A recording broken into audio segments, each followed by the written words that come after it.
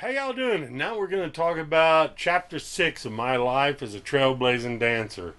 It's awfully hot here in Texas right now, and this story is about one of the hottest places in Texas, and that's Austin, Texas.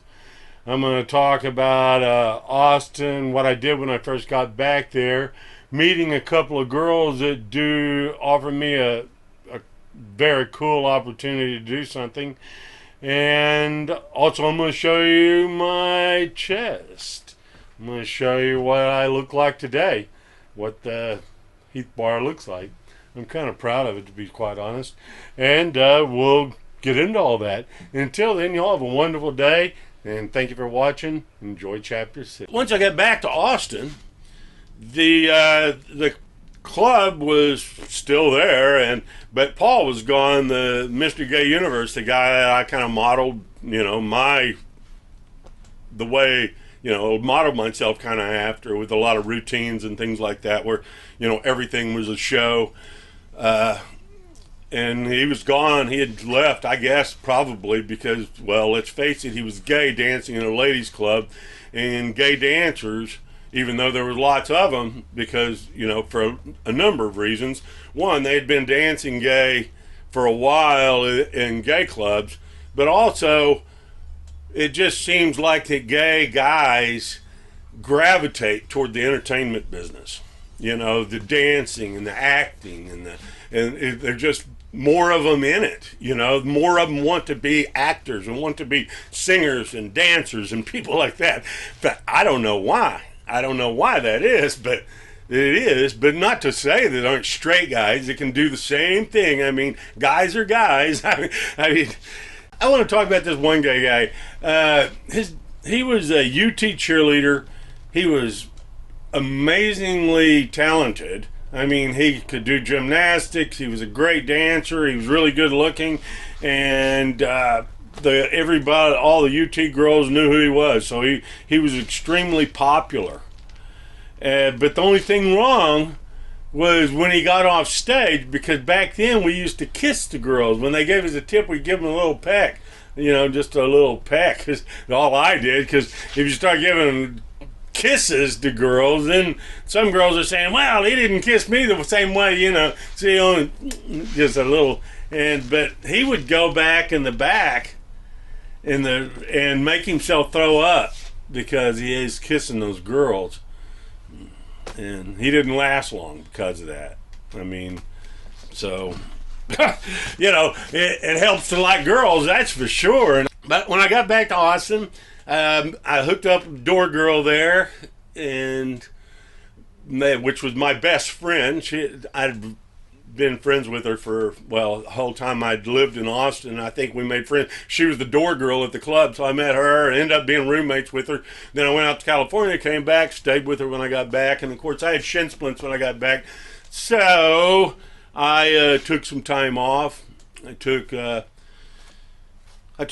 a month off, and a couple of weeks before, I came back, when I felt like I was going to be back, they started promoting me, and Heath Bar, L.A., Las Vegas, back in Austin, or something like that. When I came back, that's who I stayed with again, and I just kind of healed up, went to the lake, hung out. Luckily I made pretty good money when I was out there, and more money than I could spend, which was probably the first time and the only time that I can think of where I wasn't pretty good at blowing the money I made.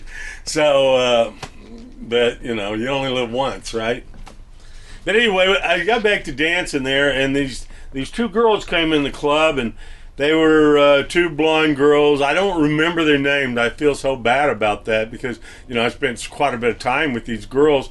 Anyway, they come up, and one of them, she was probably in her mid-30s, and the other one was in her late 20s, and they looked like they could have been sisters, but they wasn't. They were just friends. And they give me a $20 tip and a gift certificate to Texas Superstyles. And that was their hair salon. And I went in there to get my hair cut, because I always liked getting sharp and looking sharp. And it was a great place, too. They served alcohol. I drank back then, so, that was a good thing, too, for me. The but oh yeah, and that was the thing, you know, like those girls, they had no inclinations of wanting to seduce me. At least was I never got that vibe. Even though whenever they give me haircuts and stuff like that, they would like, you know, I don't know, rub up on my legs and stuff, go straddle my legs, and anyway, they just playing, you know. And but that's the way girls were now. I mean, when I was a dancer and I'd have sex with a girl instead of me doing all the work, she wants to do all the work. She wants to show out and show me what she can do, and you know that's a good thing for me. But when I went in there to get my hair cut, they were real inquisitive about what I did out in Vegas and L.A. And I told them what happened out there. And then they asked me if I would like to come back and do a modeling gig with them, doing a hairstyling commercial. And I did a certain amount of modeling back then. You know, I had I had exposure, more exposure than most people. I didn't have an agent or anything like that, but I did do some. So I went back for the modeling gig, and when I was there doing that, they told me that they called Chippendales out in LA, and Chippendales gave me high reviews on my ability to dance, teach dancers, you know, routines and coming up with routines and all that stuff. Because that was me, man. That was a lot me, as much me as the dance choreographer, as much me as the costume designer. The costume designer, I don't think I ever saw her except once, maybe, or twice. I don't even remember what she looks like. I mean, but the dance choreographer, now that guy, I knew. I mean, we worked together because we basically had the same job. We were going to teach these guys routines and how to be professionals. And that's what we did. I figured if RFK Jr. can bare his chest on television and then run for president, Putin can ride a horse without a shirt at 60. Well, I guess I could kind of show you my bod at 60. I'm kind of proud of it. What do you think? Not bad, right? Still got the abs, as you can see. My belly fur kind of covers it up. Still got a broad chest. Still pretty thin.